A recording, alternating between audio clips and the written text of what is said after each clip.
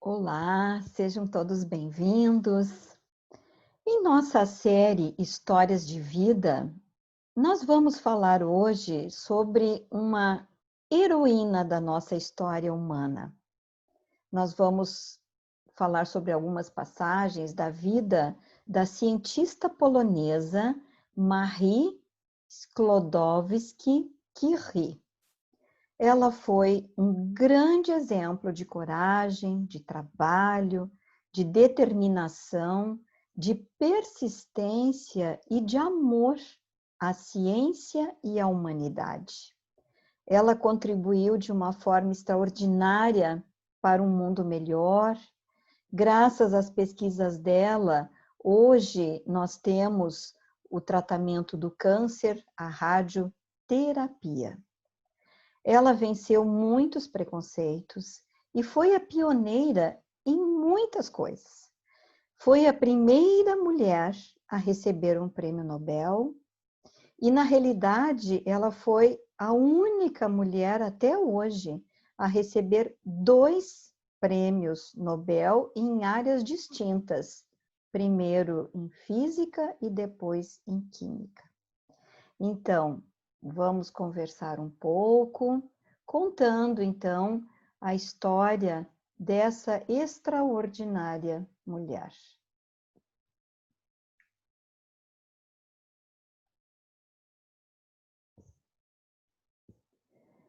Ela nasceu em Varsóvia, na Polônia, em 7 de novembro de 1867 e foi a 5ª filha do casal Władysław Sklodowski, que era professor de física e matemática numa escola da Polônia, e de Bronisława Sklodowska, professora na mesma escola, pianista e cantora.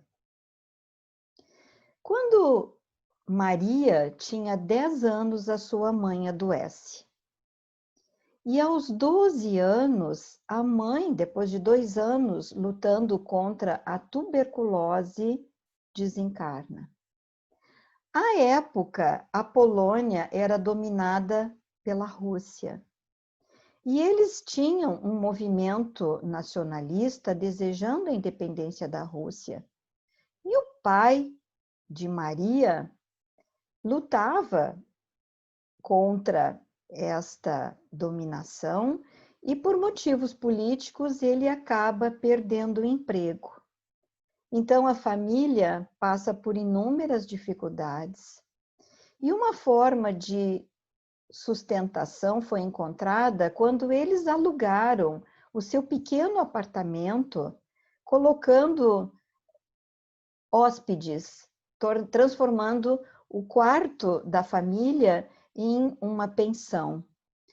Então, houve a necessidade de uma divisão de tarefas entre a família e coube a Maria a tarefa de servir pela manhã o café da manhã aos pensionistas. Então, Maria não tinha muito tempo para estudar. Mesmo assim, ela se forma aos 15 anos, conclui o ensino, o estudo básico, e recebe, inclusive, uma medalha de ouro por ter se sobressaído nos seus estudos. À época, a Polônia era proibida de ensinar física e matemática nas escolas. E o pai dela leva para casa os equipamentos e monta um laboratório de física e química e estimula a filha a fazer estudos e pesquisas em casa. Como naquela época as mulheres na Polônia não podiam ingressar na universidade por serem mulheres, né? Eles descobrem uma universidade que era chamada Livre, que era clandestina. Inclusive, ela era meio itinerante, ela mudava de lugar frequentemente para não ser descoberta pelas autoridades russas. E Maria e a sua irmã passam a estudar nessa universidade. A irmã dela, que era 2 anos mais velha, chamava-se Bronislava, um determinado dia convida Maria para que ambas pudessem se mudar para Paris, para estudar em Paris. Maria recusa, porque elas não tinham recursos para isso. Mas alguns dias depois, ela faz uma proposta para sua irmã. Ela pagaria os estudos da irmã, que por seu turno, quando concluísse os seus estudos, pagaria para que Maria pudesse, então, estudar. E as duas concordam, fazem este pacto. Bronislava vai a Paris e Maria consegue um emprego numa família que era parente do seu pai e que tinham recursos. Ela assume a função de governanta nessa família e a sua principal atividade seria educar as 2 filhas do casal.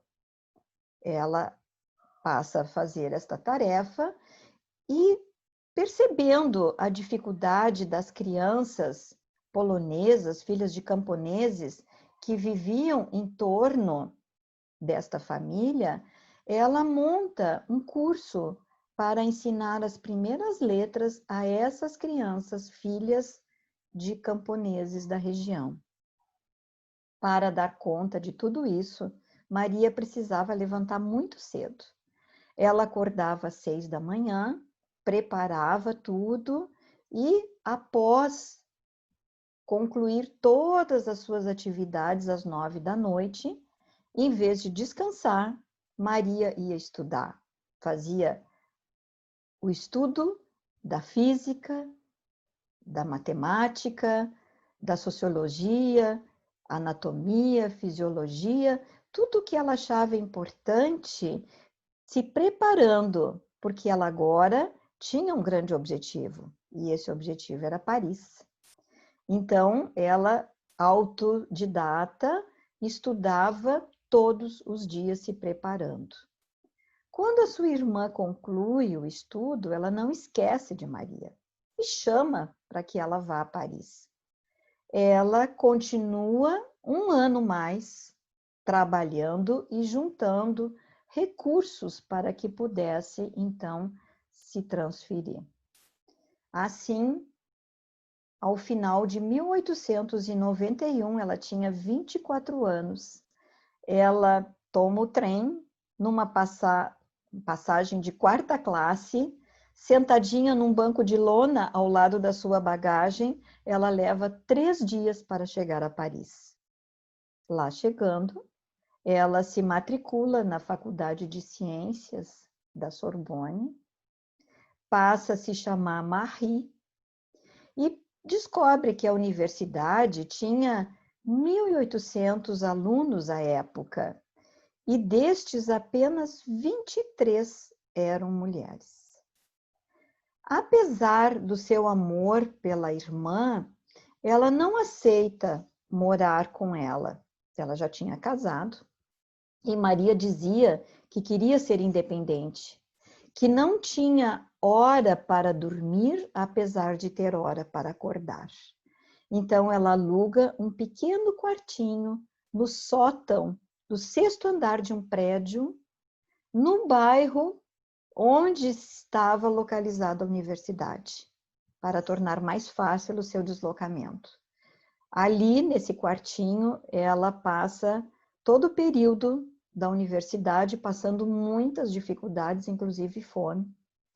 Ela estudava de dia e dava aulas particulares à noite, mas consegue, com muita luta, com muito esforço, o seu título de doutora em ciências e depois a licenciatura para que pudesse lecionar.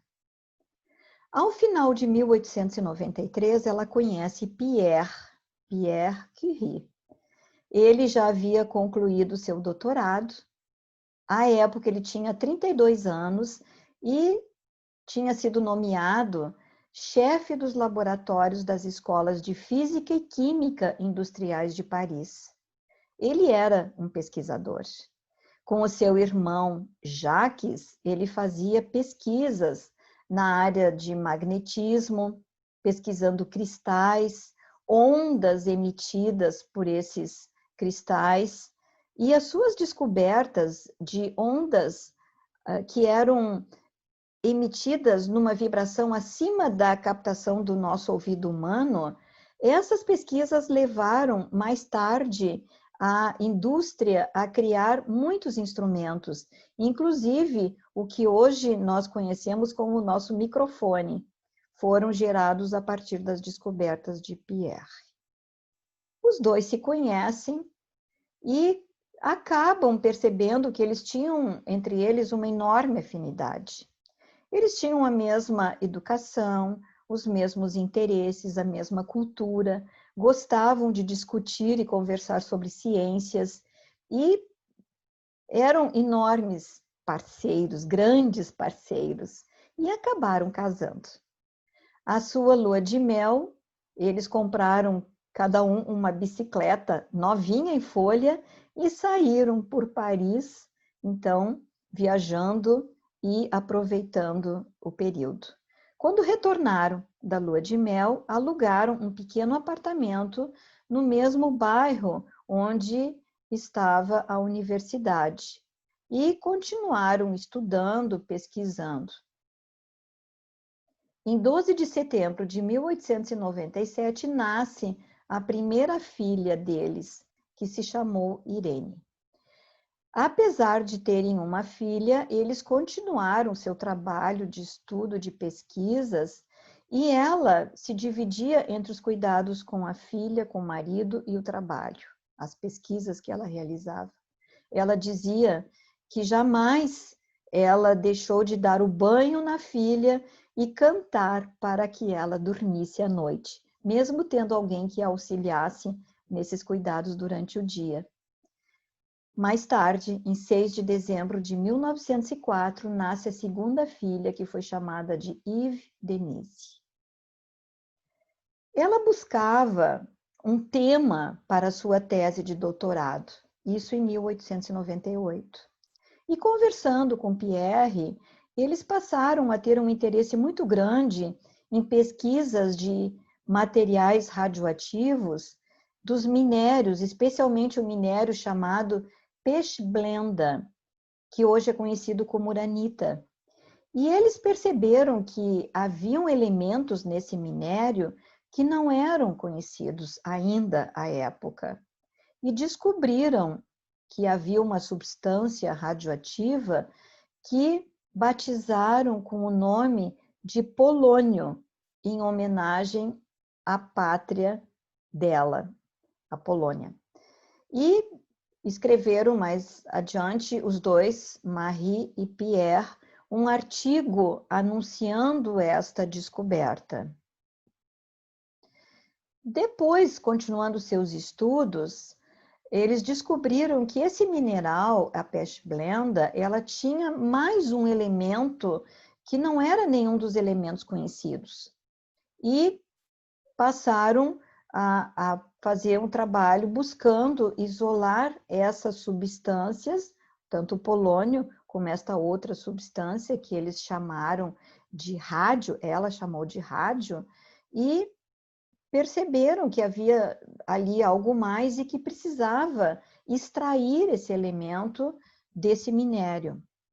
Só que eles precisariam de uma grande quantidade do minério.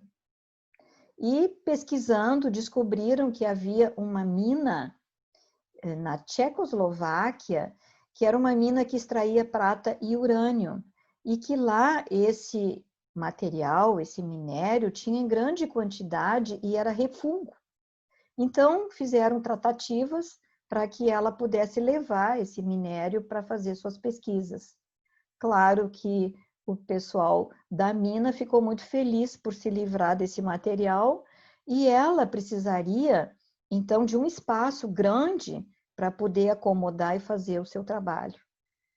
Pierre lembrou que havia um galpão, um depósito desativado no local onde ele trabalhava, na indústria onde ele trabalhava. E ele conseguiu que esse depósito fosse cedido e ela passou a fazer ali as suas pesquisas. Foram anos de pesquisa, uma enorme dificuldade, porque era uma operação difícil, delicada, em que ela precisava manipular uma grande quantidade desse material, 20 quilos de cada vez, fazendo difíceis operações, fervendo caldeirões enormes e fazendo a extração, então, a tentativa de extração desses elementos para que pudesse, purificando, obter a substância. Foram 4 anos, na realidade, de trabalho, em que ela, de 1 tonelada do minério, conseguiu finalmente extrair 1 grama do cloreto de rádio e aí determinar, então, as suas propriedades, o peso atômico e tudo que era necessário. Em 1913, então, ela defende a sua tese de doutorado com o tema Pesquisa de Substâncias Radioativas. Esse trabalho foi considerado pela banca examinadora como a maior contribuição científica de uma tese de doutorado até então apresentada. Aqui na imagem nós vemos a estátua dela com o elemento polônio, representando o elemento polônio, que está localizada em Varsóvia, na Polônia. Essas descobertas levaram, então, a que o casal, Marie Pierre, e mais um outro pesquisador chamado Henri Becquerel, recebesse o Prêmio Nobel de Física. Eles não foram receber o seu prêmio, a sua medalha, porque Pierre havia pouco tempo estava trabalhando e temia se afastar do seu trabalho por um tempo maior. E ela tinha a filha Irene, pequena, também não quis deixá-la. E também havia já alguns problemas de saúde que ela enfrentava sem saber a causa. Então não foram a Estocolmo. Após alguns anos da descoberta desse elemento, rádio, os dois, Marie e Pierre, começaram a sentir sintomas de enfermidades decorrentes da exposição à radiação. Eles não sabiam, à época, que isso se daria, não era do conhecimento científico. Eles começaram a apresentar queimaduras nas mãos, e Pierre, especialmente, passou a sentir dores no corpo, nas pernas, nos braços, a tal ponto de ter, inclusive, dificuldade para se vestir. Após a premiação do Nobel, eles, então, se tornaram reconhecidos e a Universidade de Sorbonne contratou Pierre para a cadeira de Física, então ele passou a dar aulas na universidade.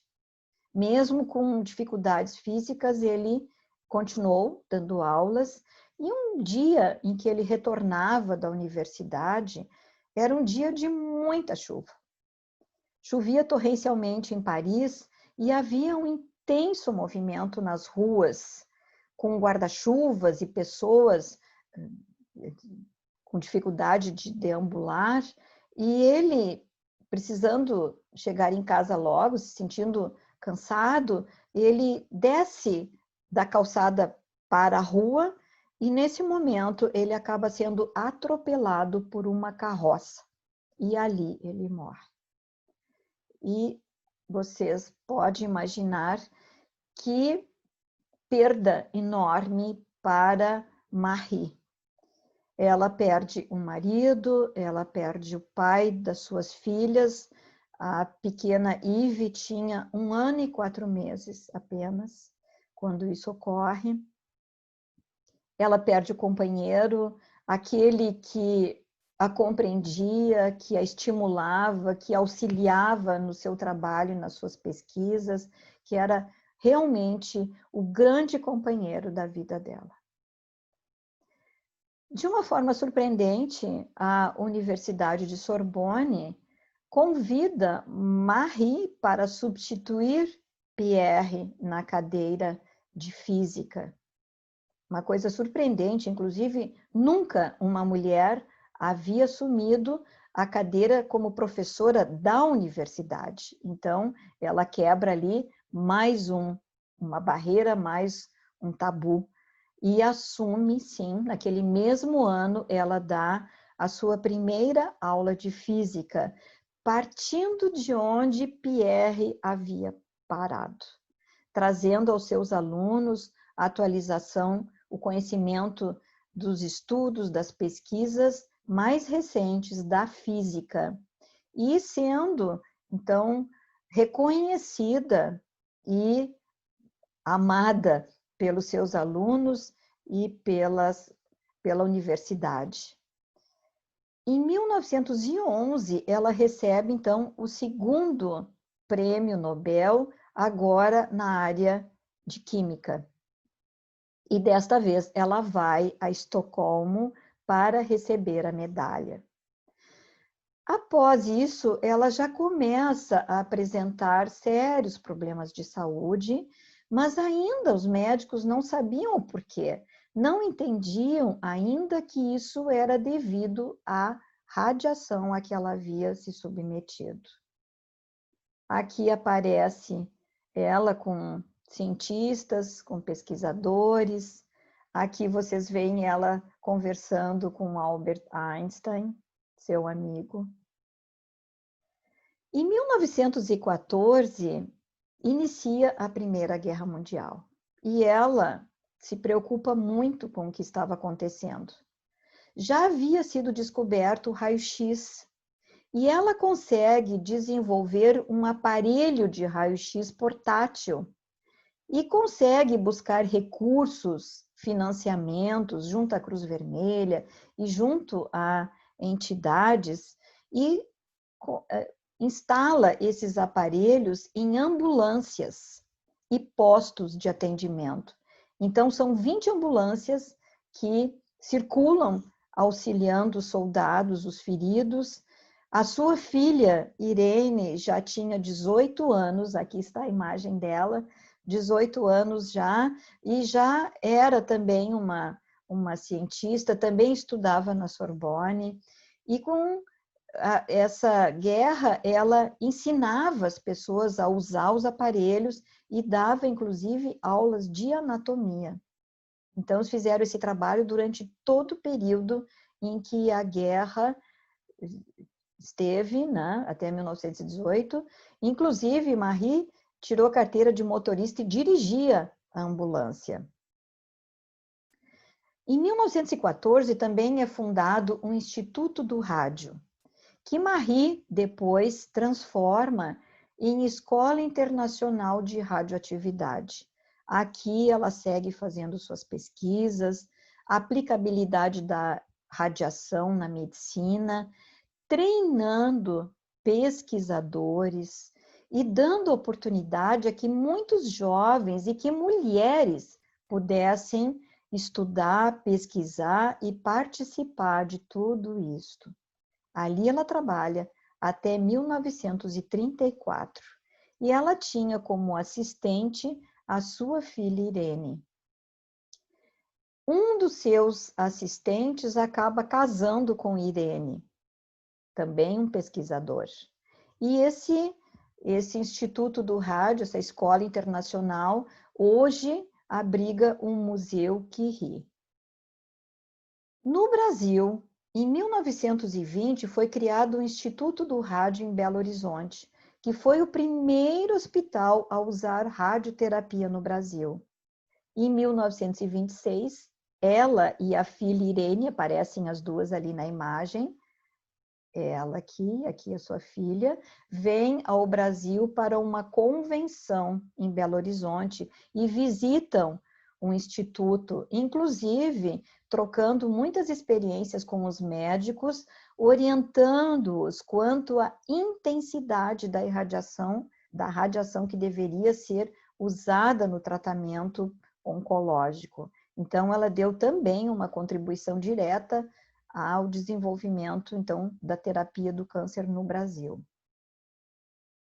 Mas esses efeitos todos da exposição à radioatividade cobraram o seu preço. Em 4 de julho de 1934, ela, então, desencarna aos 66 anos por leucemia, e algumas bibliografias dizem anemia plástica. Tanto faz, porque igual foi consequência, sim, da exposição durante tantos anos à radioatividade. A sua filha, Irene, casa com esse pesquisador e prossegue as pesquisas. Os dois descobrem a radioatividade artificial e ela recebe o Nobel de Química por essa descoberta em 1935. Assim como a mãe, a exposição prolongada à radioatividade também debilitou o organismo de Irene. Ela morre de leucemia em Paris em março de 1956, apenas com 58 anos de idade. A outra filha, Yves Denise, se torna uma escritora, pianista, concertista, jornalista. Após a morte da mãe, ela escreve a biografia, lançando o livro em 1937, que ela intitulou Madame Curie. Esta filha viveu bastante mais. Ela desencarna em 2007 com 103 anos. Então, assim, nós queremos prestar uma singela homenagem, lembrando, então, algumas passagens dessa mulher tão especial, que lutou, trabalhou, venceu tantos desafios, tantas dificuldades, preconceitos, inclusive, e que dedicou a sua vida e um grande amor à ciência e à humanidade. O que ela mais desejava era servir a humanidade.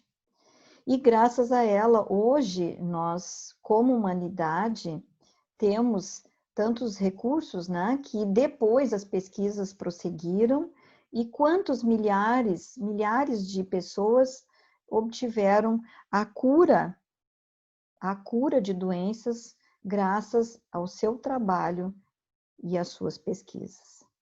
Então, nós encerramos desejando que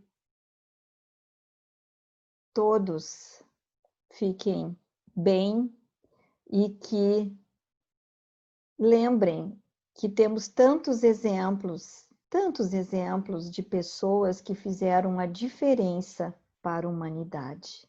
Ela foi um deles. Que possamos nos espelhar no trabalho que ela realizou e na luta que ela teve.